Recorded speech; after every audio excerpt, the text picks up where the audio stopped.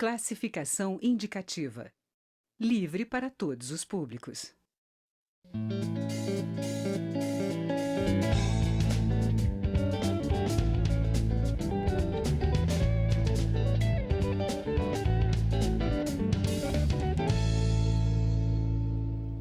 Olá! O presidente do Supremo Tribunal Federal, ministro Dias Toffoli, apresentou ao presidente Jair Bolsonaro e aos presidentes da Câmara e do Senado, Rodrigo Maia e Davi Alcolumbre, um texto para um pacto entre os três poderes. O objetivo do entendimento seria melhorar o diálogo entre os poderes, de forma a facilitar a aprovação de projetos importantes para o país. Rodrigo Maia está apresentando o texto e discutindo o tema com os líderes dos partidos aqui da Câmara para ver a receptividade da maioria. Eu converso agora sobre isso com o deputado Daniel Coelho, de Pernambuco, que é o líder do Cidadania. Eu sou Mariana Monteiro e este é o Palavra Aberta, um programa da TV e da Rádio Câmara. Olá, deputado, como vai? Tudo bem, Mariana, tudo bem, acho que nos acompanha em casa, é um prazer a gente estar aqui. Deputado, como é que o Cidadania, que era o PPS antes, só para o público relembrar, está encarando essa questão do pacto?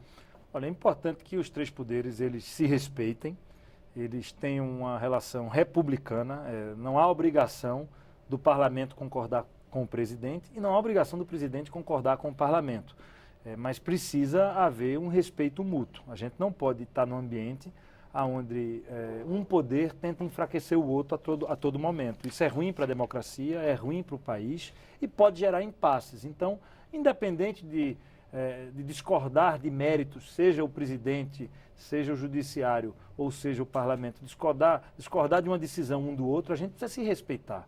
Então, eu acho que a gente precisa restabelecer essas relações e de forma harmônica os poderes poderem funcionar e a gente ter um ambiente de respeito aos princípios democráticos. A democracia ela só estará sólida no país quando a gente tiver o judiciário, o legislativo e o executivo todos funcionando de forma harmônica e se respeitando entre si. Eu acho que é isso que a gente tem que buscar. No mais, cada um vai buscar seu caminho, cada um vai tomar suas decisões, e a gente precisa, evidentemente, estar respeitando essa independência. É harmonia, mas mantendo a independência. Cada poder ele é constituído de forma democrática. Da mesma forma como o presidente foi eleito pela maioria da população brasileira, o Congresso Nacional também foi eleito pelo mesmo eleitor, na proporção que ele está aqui formado. Da mesma forma, o Poder Judiciário é constituído segundo as regras da nossa Constituição. Então, a gente pode até discordar de uma decisão, mas a gente tem que discordar da decisão. A gente pode discordar de alguém, mas a gente não pode agredir o poder. Então, a gente tem que separar isso para a gente não enfraquecer nossa democracia. O senhor já se encontrou com o presidente Rodrigo depois desse café da manhã que houve entre os chefes dos três poderes. O senhor tem ideia do conteúdo desse acordo, desse pacto? Eu não me encontrei com ele numa reunião menor ou mais fechada. Tive com ele em reunião de líderes, então tinham vários líderes dentro da sala de reuniões e a gente não aprofundou essa discussão. Mas na segunda-feira, antes do café da manhã, eu tive com o presidente Rodrigo Maia, numa conversa menor, com a presença apenas de mais 2 deputados, e o que eu estou colocando aqui, eu coloquei para o presidente da casa, de que era necessário uma posição mais colaborativa com a agenda do país. Naquilo que a gente não concordar, vai para o voto, se ganha, se perde. Mas eu acho que não cabe ficar um ambiente de provocação em rede social ou através da imprensa entre os presidentes dos poderes. O Brasil não ganha com isso. Então eu espero que a gente consiga criar um ambiente de maior colaboração em cima de algumas agendas. Existem agendas que não são consensuais, existem agendas do presidente que o parlamento discorda. Nós do Cidadania concordamos com algumas posições do presidente e discordamos de outras. Mas a gente não pode estar criando a partir daí um conflito eterno. Então vamos tentar buscar convergência em alguma coisa. Em alguns temas busca-se a convergência. A Câmara dos Deputados ontem votou uma lei de proteção de dados que foi uma convergência. Oposição, governo, direita, esquerda, centro, todos convergiram em torno de uma lei de proteção de dados para proteger o sigilo do cidadão. Então, por que não buscar algumas convergências para o país andar, ao invés da gente estar sempre focando naquilo que separa as pessoas? Eu estou muito preocupado com esse ambiente de polarização e radicalização. Ele não é bom para o Brasil.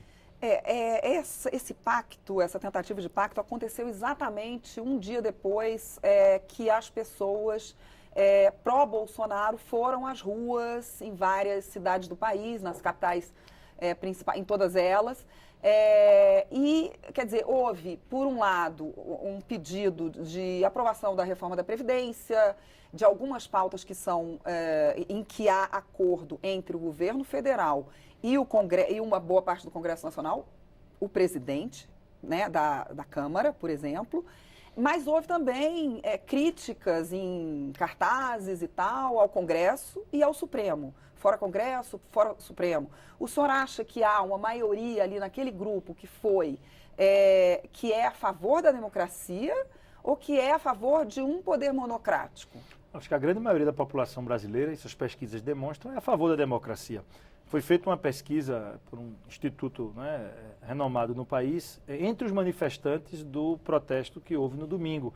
E eles responderam que em 78% dos presentes, a principal pauta que eles estavam ali defendendo era a reforma da Previdência. Agora é uma manifestação popular, as pessoas vão à rua, é democracia, cada um tem o direito de defender aquilo que acredita, mas eu tenho certeza que a maioria da população brasileira, ela defende a consolidação da democracia.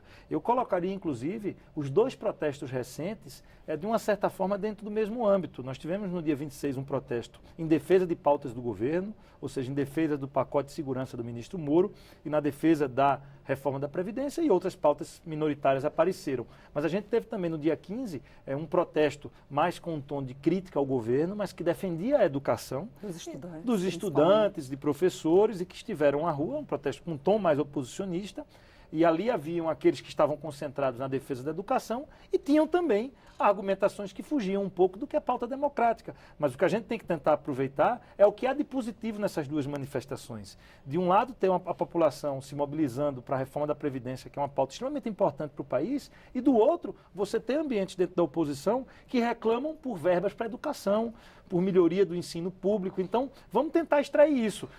Não vamos estar olhando o pedacinho vazio do copo, estar olhando que tem um pedaço das manifestações do último domingo que talvez pedissem um regime autocrático, ou a gente focar que no protesto dos estudantes tinha uma pequena minoria que pedia, por exemplo, o fim da Lava Jato, soltar políticos corruptos. Não era essa a intenção da maioria dos que foram às ruas naquele protesto do último dia 15. Acho que em ambos a gente tem aí a certeza de que nós estamos com uma democracia viva. As pessoas estão indo à rua, estão cobrando os seus representantes, e quem não estiver preparado para receber crítica não pode estar exercendo cargos no Legislativo, no Judiciário ou no Poder Executivo. Nós estamos aqui para sermos cobrados. O senhor acha que o presidente Bolsonaro topou participar desse pacto, desse café da manhã, porque ele se sentiu mais fortalecido pelas ruas?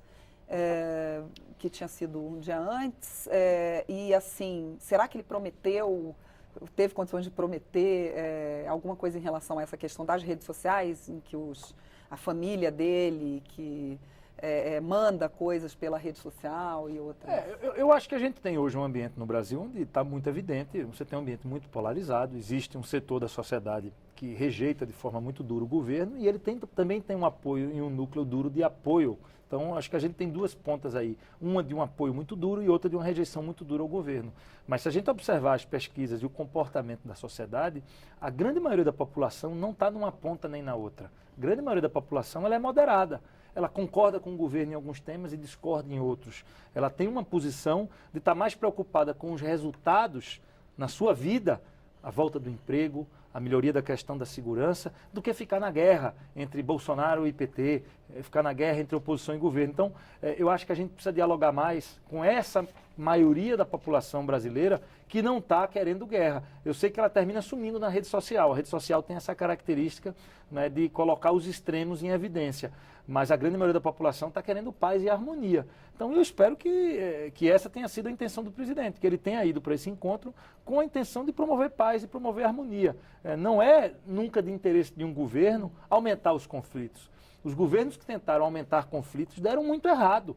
A gente teve essa experiência com Jânio Quadros, deu errado, deu muito errado. Tivemos essa experiência com Collor, deu errado e deu muito errado. E o PT, quando entrou num caminho de confronto com a sociedade, em alguns momentos até de combater de forma aberta a classe média, como se ela fosse inimiga da nação, terminou caindo através de um impeachment. Então, não é esse o caminho de promover democracia, não é esse o caminho de buscar consenso. É a gente tentar unir as pessoas. Eu acho que no começo o governo Bolsonaro buscou muito conflito. Eu espero que pare daqui para frente, que a gente consiga aí buscar algum tipo de convergência. Porque, claro, se ele insiste, ou ele diretamente ou através dos filhos, em dividir a sociedade, o resultado não será bom. Eu espero que ele busque união e eu quero ter, né, pelo menos boa vontade e esperar que nesse encontro a gente comece aí a ter um certo tipo de unidade em cima dessas pautas do Brasil. O Cidadania é a favor da reforma da Previdência, de uma forma geral, né? E esses estudantes que estão indo para a rua, uma parte deles também fala, claro que fala dos 30% de orçamento, em média, que foram cortados das universidades públicas, institutos, mas também são contra alguns pontos da reforma da Previdência, como cortes do BPC, para trabalhadores rurais e mudanças na aposentadoria dos professores. Qual é a posição do Cidadania em relação a esses pontos? E o senhor acha que isso vai cair para passar a reforma da Previdência aqui dentro? Eu acho que esses pontos hoje já são quase consensuais dentro do Congresso, de que eles serão retirados. Então, BPC e trabalhador rural está fora. A gente tem um documento assinado por líderes partidários, da qual o Cidadania é signatário, e esses líderes representam 385 de 513 deputados, dizendo que está fora da reforma as mudanças para BPC e para trabalhador rural. Então, isso está completamente excluído. Nós temos ainda um debate a ser feito sobre regras de transição, que eu acho que são importantes. A gente não tem uma clareza das regras de transição, elas estão espalhadas em diversos textos da PEC, então você precisa ter aí uma regra mais clara e mais justa na transição. E existem várias propostas sobre professores. Então, nós vamos debater dentro da comissão, acho que também precisamos aperfeiçoar a questão dos professores.